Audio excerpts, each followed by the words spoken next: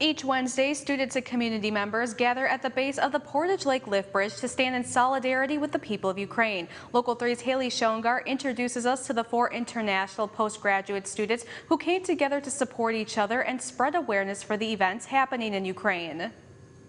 Nazar and Adelina are a happily married couple, both attending Michigan Tech University. And 2 months ago, one simple text turned their worlds upside down while they were thousands of miles away from their loved ones. I received a text from my previous lab mate, and she said like, how am I doing, how everything is in Ukraine.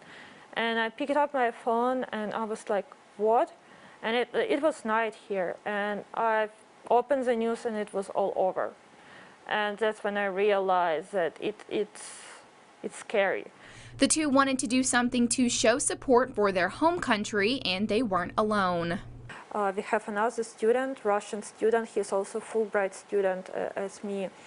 And he went protesting on the street in Houghton City, and he met Lithuanian American Nadia Pachkauskas. She's not in Houghton right now, but she's constantly working to help Ukrainians back in her state. She's in Florida now.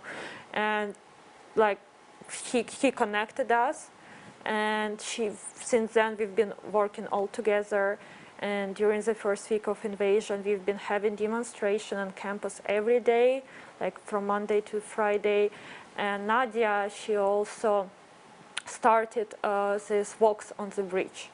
And we joined her initiative, and we've been having these walks on the bridge every Wednesday. These demonstrations, it's not just something like visual, just that we are present here, that there are actual Ukrainians that can actually provide you some information, but it was also a good way to meet people. And lots of people, they want to help, but they don't exactly know how. The number of people wanting to stand with Ukraine quickly grew from 4 to dozens. The group meets every Wednesday to stand with the people of Ukraine, and they intend to do so until the war is over. I think that I get a bit of empathy, and it really means a lot just to find a sort of psychological relief in that.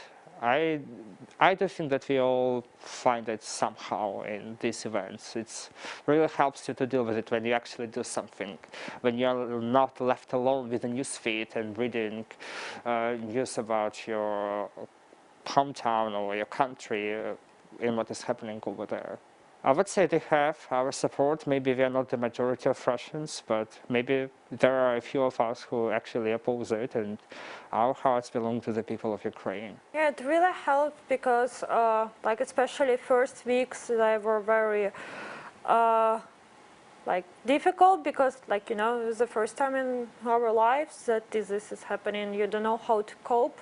But when you know that there are people out there who supports you and who are actually understanding what is happening, or they ask questions trying to understand it better and asking how they try to support. More information about these demonstrations happening in the Copper Country can be found on the Yoopers for Ukraine Facebook page. Reporting in Houghton, Haley Schoengar, Local 3 News.